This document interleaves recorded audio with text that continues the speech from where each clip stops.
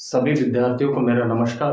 मैं सभी विद्यार्थियों और साथियों का आर्य क्लास यूट्यूब चैनल के अंतर्गत बहुत बहुत स्वागत, वेलकम और अभिनंदन करता हूं।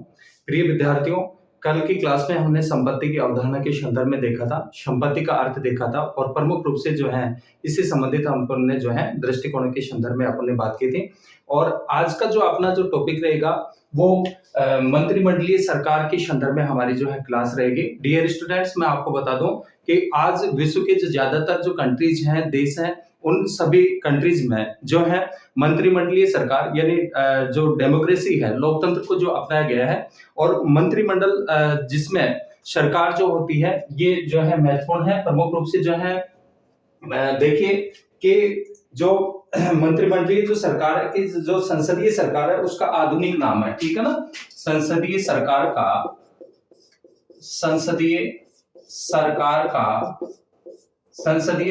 का क्या है, आधुनिक नाम है।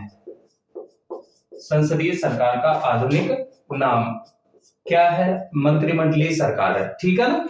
इसके अलावा जो है इसके अतिरिक्त इसे उत्तरदायी सरकार और प्रधानमंत्री सरकार के नाम से भी जाना जाता है। इस संसदीय सरकार को किसके नाम से जाना जाता है, उत्तरदायी शासन या उत्तरदायी सरकार, ठीक है ना। कौन सी सरकार के नाम से जाना जाता है, उत्तरदायी सरकार के नाम से जाना जाता है। इसके अलावा जो है प्रधानमंत्री सरकार के नाम से भी इसे जाना जाता है। नेक्स्ट जो है प्रधानमंत्री सरकार के नाम से भी, प्रधानमंत्री सरकार के नाम से भी इसे जाना जाता है, ठीक है ना। देखिए संसदीय सरकार का जो आधुनिक नाम है इसको उत्तरदायी सरकार, जो संसदीय जो सरकार है ये आधुनिक नाम ही जो है इसका मंत्रिमंडलात्मक जो है सरकार है। और इसके अतिरिक्त इसे उत्तरदायी सरकार, प्रधानमंत्री सरकार के नाम से भी जाना जाता है। इसका जो आधुनिक नाम है वो क्या है, मंत्रिमंडलात्मक सरकार, ठीक है ना। आधुनिक जो नाम है वो क्या है, मंत्रिमंडलात्मक सरकार, मंत्रिमंडलात्मक सरकार। आधुनिक नाम में क्या बोलते हैं इसको, मंत्रिमंडलीय या मंत्रिमंडलात्मक जो है सरकार के नाम से भी इसे जाना जाता है। और इसके अलावा इसको क्या क्या बोलते हैं, इसको उत्तरदायी सरकार कहते हैं। इसके अलावा प्रधानमंत्री जो सरकार है, क्योंकि इस मंत्रिमंडलीय सरकार में जो महत्वपूर्ण जो रोल होता है वो प्राइम मिनिस्टर का होता है। किसका होता है, प्राइम मिनिस्टर का होता है। और नेक्स्ट हम बात करते हैं कि मंत्रिमंडलीय सरकार का जन्म, ध्यान देना, मंत्रिमंडलीय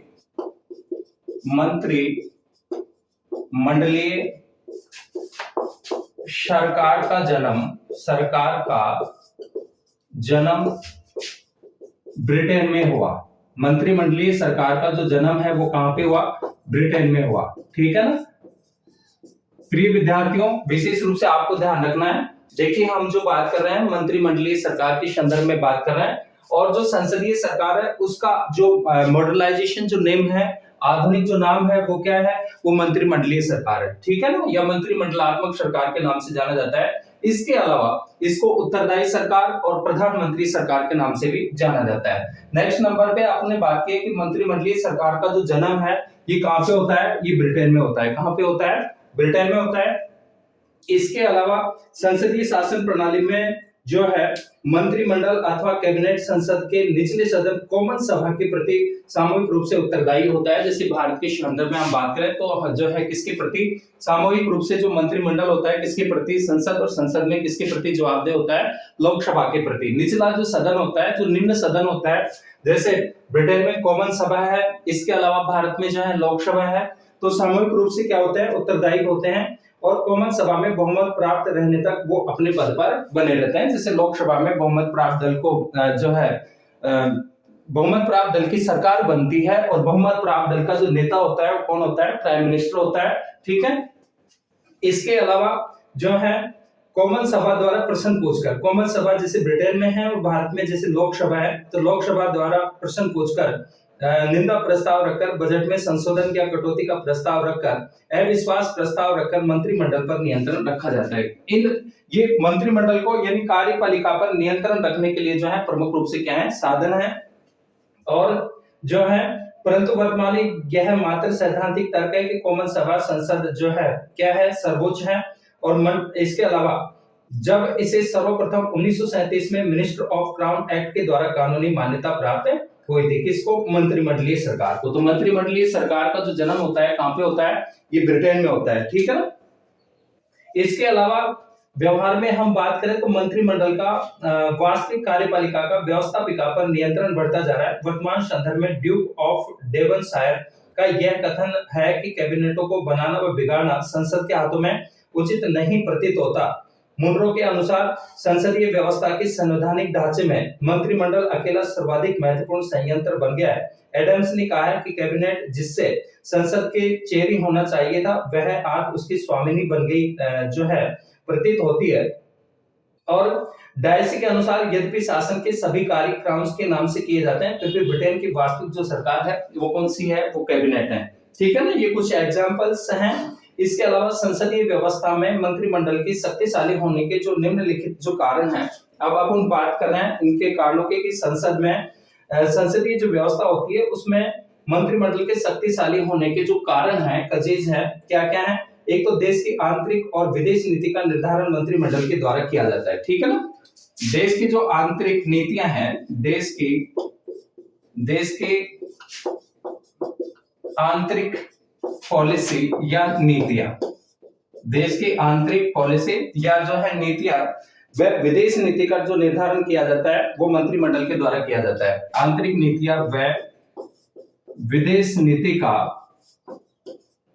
नीति का निर्धारण मंत्रिमंडल के द्वारा किया जाता है। किसके द्वारा किया जाता है?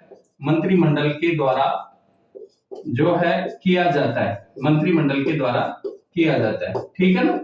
जो फॉरेन जो पॉलिसी होती है, जब एक राष्ट्र होता है अपने राष्ट्रीय हितों को ध्यान में रखते हैं, सबसे पहले कोई भी जो राष्ट्र होता है, देश होता है, वो अपने राष्ट्रीय हितों को ध्यान में रखता है और अपने राष्ट्रीय हितों को ध्यान में रख करके दूसरे देशों के प्रति इस प्रकार की जो पॉलिसी निर्धारित करता है ताकि उसके राष्ट्रीय हितों की क्या हो सके? प्राप्ति हो सके।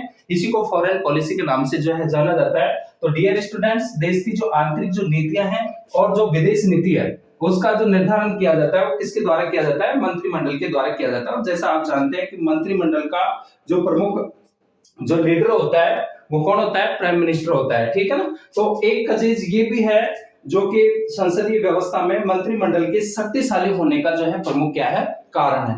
इसके अलावा हम बात करते हैं और कारणों की कि संसद के समक्ष विचारार्थ विषयों की सूची को अंतिम रूप देने का जो कार्य किया जाता है वो मंत्रिमंडल के द्वारा किया जाता है। राज्य प्रमुख की जाने वाली उच्च पदों पर नियुक्ति व्यवहार में मंत्रिमंडल ही करती है, ठीक है ना। जो महत्वपूर्ण जो पद होते हैं उन पदों पर जो नियुक्तियां की जाती है, तो व्यवहार में जब सैद्धांतिक में अलग होता है लेकिन व्यवहारिक रूप में देखते हैं तो उन नियुक्तियों में महत्वपूर्ण जो रोल होता है वो किसका होता है? वो मंत्रिमंडल का होता है। किसका होता है? मंत्रिमंडल का होता है। इसके अलावा बजट निर्माण का कार्य मंत्रिमंडल के हाथों में रहने के कारण राज्य की आर्थिक बागडोर भी उसी के पास है और संसद के निचले सदन में बहुमत प्राप्त होने के कारण मंत्रिमंडल द्वारा प्रस्तुत विधेयक ही क्या हो पाते हैं? पारित हो पाते हैं, ठीक है।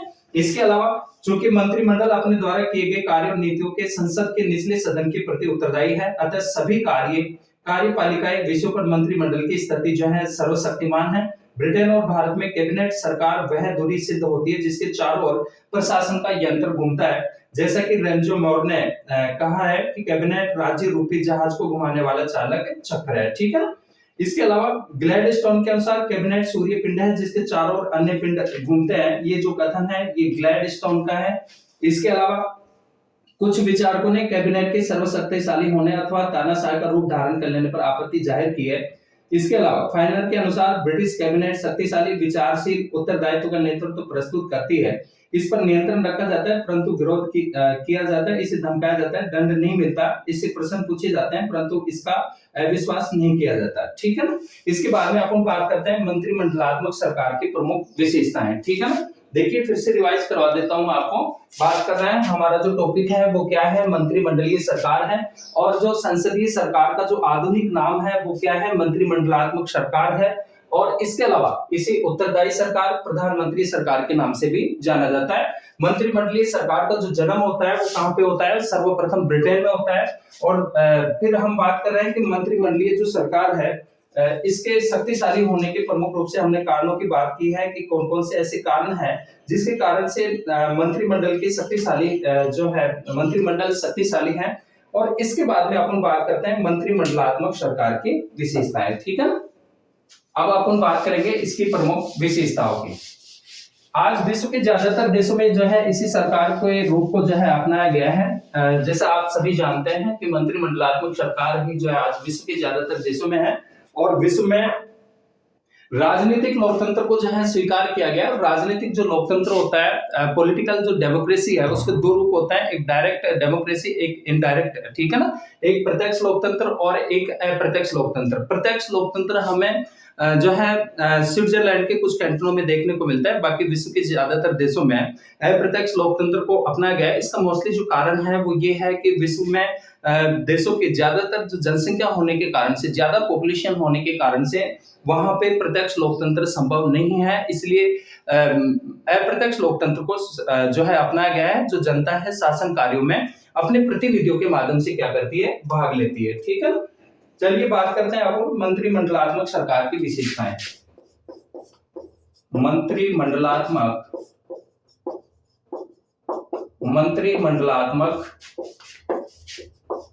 सरकार की विशेषताएं। मंत्रिमंडलात्मक सरकार की विशेषताएं। देखिए विशेषताओं की बात करें तो मंत्रिमंडलीय शासन की प्रथम मूलभूत विशेषता नाम मात्र के कार्यपालिका अध्यक्ष की उपस्थिति है, जिसके नाम पर पूरे देश का प्रशासन मंत्रिमंडल के द्वारा चलाया जाता है। यानी इसमें प्रमुख रूप से जो है एक वास्तविक कार्यपालिका होती है। कौन सी होती है? वास्तविक कार्यपालिका, ठीक है ना। और एक जो कार्यपालिका होती है, एक होती है नाम मात्र की कार्यपालिका। एक वास्तविक कार्यपालिका और एक जो है नाम मात्र की। जैसे नाम मात्र का जो अध्यक्ष होता है, जैसे भारत में राष्ट्रपति है, ब्रिटेन में जो है सम्राट है, तो इसके जो कार्य होते हैं, प्रशासन होता है, वैसे इनके नाम से शासन चलाया जाता है, लेकिन वास्तविक रूप में इसके कार्यों और शक्तियों का जो प्रयोग किया जाता है वो किसके द्वारा किया जाता है? वो वास्तविक कार्यपालिका के द्वारा किया जाता है। जैसे भारत में राष्ट्रपति की शक्तियों का जो वास्तविक जो प्रयोग करता है वो कौन करता है? प्रधानमंत्री और मंत्रिपरिषद के द्वारा किया जाता है, ठीक है। तो दो प्रकार की कार्यपालिका हमें देखने को मिलती है, एक नाम मात्र की कार्यपालिका और एक जो है वास्तविक कार्यपालिका, ठीक है। ये पहली विशेषता हो गई इसकी। इसके बाद में नेक्स्ट हम बात करते हैं कि मंत्रिमंडल के जो सदस्य होते हैं, संसद के सदस्य होते हैं, यदि मंत्री बनने के समय वह संसद का सदस्य नहीं है तो आगामी 6 महीने के अंदर उसको सदस्य बनना क्या होता है? अनिवार्य होता है। यानी संसद का सदस्य होना क्या है? अनिवार्य। संसद का सदस्य, पार्लियामेंट का मेंबर होना क्या है? आवश्यक है। संसद का सदस्य होना आवश्यक होता है, ठीक है ना। और अगर सदस्य नहीं है और मंत्रिमंडल पद की शपथ ले लेता है तो 6 महीने के अंदर अंदर उसको सदस्यता जो है धारण करनी पड़ती है, और सदस्यता धारण नहीं करते हैं तो फिर जो है उनको क्या मान लिया जाता है? उनको हटा दिया जाता है, ठीक है। इसके बाद में नेक्स्ट विशेषता कि कैबिनेट का निर्माण कॉमन सभा में बहुमत प्राप्त राजनीतिक दल से होता है, ठीक है ना। संसद में जो निचला सदन होता है उसमें बहुमत प्राप्त राजनीतिक दल से होता है। किसका निर्माण? कैबिनेट का निर्माण। डियर स्टूडेंट्स, कैबिनेट जो है वो सर्वोच्च स्तरीय मंत्रिमंडल है। हम ये कहें कि जो मंत्रिपरिषद है, मंत्रिपरिषद 3 प्रकार के मंत्रियों से मिलकर के बनती है। मंत्रिपरिषद, ठीक है, कि प्रधानमंत्री के कार्यों में सहायता और परामर्श देने के लिए क्या होती है? मंत्रिपरिषद होती है। और मंत्रिपरिषद में प्रमुख रूप से 3 प्रकार के मंत्री होते हैं। सर्वोच्च स्तर के जो मंत्री होते हैं, कौन से मंत्री होते हैं? कैबिनेट मंत्री होते हैं। इसके बाद में राज्य मंत्री होते हैं, और इसके बाद में जो सबसे निम्न स्तर के मंत्री होते हैं, कौन से होते हैं? उपमंत्री होते हैं, ठीक है ना। इनकी सहायता राज्य मंत्री करते हैं, दोनों की सहायता कौन करते हैं? उपमंत्री करते हैं। तो कैबिनेट का जो निर्माण है वो जो है जनरली रूप में ये कहें कि कैबिनेट का निर्माण बहुमत प्राप्त राजनीतिक दल से होता है। जिससे संसद में जिस राजनीतिक दल को बहुमत मिलता है उस दल में से कैबिनेट का क्या होता है? निर्माण होता है, जिसमें सर्वोच्च स्तर के क्या आते हैं? मंत्री आते हैं। नेक्स्ट विशेषता की बात करें तो कैबिनेट तथा संसद में पारस्परिक घनिष्ठ संबंध होता है। सम्राट न तो कैबिनेट का अंग होता है और न ही वह कैबिनेट की बैठकों में भाग लेता है। कैबिनेट अपने द्वारा समस्त कार्यों को गुप्त रखता है। प्रधानमंत्री कैबिनेट का क्या करता है? नेतृत्व। तो कैबिनेट का नेतृत्व करने वाले कौन होता है? प्राइम मिनिस्टर होता है, ठीक है ना। कौन होता है? प्रधानमंत्री होता है, ठीक है ना। इसके बाद में जो है प्रधानमंत्री, ये जो कैबिनेट संसद के निचले सदन के प्रति सामूहिक रूप से क्या होता है? उत्तरदायी होता है, जैसे लोकसभा के प्रति उत्तरदायी होना। इसके अलावा कुछ कोटेशन देखते हैं, जैसे लास्की ने कहा है कि सामूहिक उत्तरदायित्व से पारस्परिक विश्वास पैदा होता है और नीति निर्धारण में वह आदान प्रदान संभव होता है जिसके अभाव में दृढ़ पारस्परिक विश्वास क्या होता है, दुर्लभ होता है। ठीक है, अब इसके गुणों की बात करते हैं अपन। मंत्रिमंडलीय सरकार के गुण, ठीक है, मंत्रिमंडलात्मक सरकार की विशेषताएं थी प्रमुख रूप से। इसके बाद में अपन बात करते हैं इसके गुणों की। इसके जो गुण है मंत्रिमंडलात्मक सरकार के गुण, तो गुणों के अंतर्गत अपन देखें तो सबसे पहले जो है कि एक तो मंत्रिमंडलात्मक सरकार के अंतर्गत कार्यपालिका यानी जो कैबिनेट है और व्यवस्थापिका के मध्य संघर्ष की गुंजाइश नहीं रहती बल्कि सहयोग और सामंजस्य बना रहता है। ठीक है ना, कार्यपालिका और व्यवस्थापिका के प्रति क्या बना रहता है, सहयोग बना रहता है।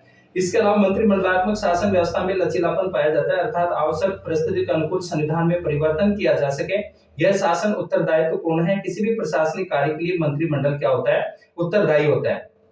कैबिनेट को संसद में बहुमत प्राप्त होता है, इसलिए किसी आवश्यक विषयों पर शीघ्रता पूर्वक निर्णय लिए जा सकते हैं। मंत्रिमंडलात्मक शासन व्यवस्था में शासन की बागडोर कुशल, प्रतिष्ठित और योग्य व्यक्तियों के हाथ में रहती है और यह शासन जनता को राजनीतिक चेतना हेतु प्रेरित करने के लिए राजनीतिक प्रशिक्षण की व्यवस्था करता है। मंत्रिमंडलात्मक शासन में राज्य प्रमुख की स्थिति सरकार को परामर्श, प्रोत्साहन और चेतावनी देने की होती है। तो ये तो थे इसके प्रमुख रूप से गुण। दोस्तों की बात करें तो मंत्रिमंडलात्मक शासन में मंत्रिमंडल साधारणतः सभी कार्यों में नौकरशाही पर क्या करती है, निर्भर करती है। यानी इसमें जो प्रमुख जो कार्य किए जाते हैं डियर स्टूडेंट्स, नौकरशाही के द्वारा किए जाते हैं। और नौकरशाही ब्यूरोक्रेसी जो है, ब्यूरोक्रेट्स जिसका अर्थ होता है मोस्टली रूप में जो नौकरशाही है सरकार के नौकरशाही की बात करें तो ब्यूरोक्रेसी, ये जो फ्रांसीसी भाषा के ब्यूरो शब्द से उद्धृत है जिसका अर्थ है ड्रॉवर वाली मेज अथवा लिखने की डेस्क। एनसाइक्लोपीडिया ऑफ ब्रिटानिका में ब्यूरोक्रेसी का जो अर्थ है ब्यूरो अर्थात विभागों में प्रशासकीय शक्ति का घनीभूत होना, राजकीय हस्तक्षेप की परिधि में पृथक विषयों में भी उच्च पदाधिकारियों का अनुचित हस्तक्षेप क्या करना, प्रकट करना। ठीक है, तो ये नौकरशाही सरकार के जो अधिकारी होते हैं, कर्मचारी होते हैं, वो नौकरशाही के अंतर्गत आते हैं। इसके अलावा संकटकालीन अवस्था में यह शासन उपयुक्त सिद्ध नहीं होता है क्योंकि प्रधानमंत्री को किसी भी निर्णय पर पहुंचने के लिए संसद और मंत्रिमंडल का जो है क्या रखना पड़ता है, ध्यान रखना पड़ता है। उनसे भी जो है क्या लिया जाता है, परामर्श लिया जाता है। तो संकट काल में उपयोगी नहीं है, एक ये दोष है। इसके अलावा मंत्रिमंडलीय शासन में संसद के अंदर सरकार और विपक्ष के मध्य व्यर्थ का वाद विवाद होता है। इसके अतिरिक्त यह शासन उग्र राजनीतिक दलबंदी को क्या करता है, प्रोत्साहित करता है। ठीक है, तो प्रिय विद्यार्थियों और साथियों, आज की क्लास का हमारा टॉपिक मंत्रिमंडलीय सरकार था। इसके संदर्भ में आपने प्रमुख बातों पर चर्चा की। नेक्स्ट क्लास में नए टॉपिक के साथ में अपन बात करेंगे। तब तक सभी का बहुत बहुत धन्यवाद।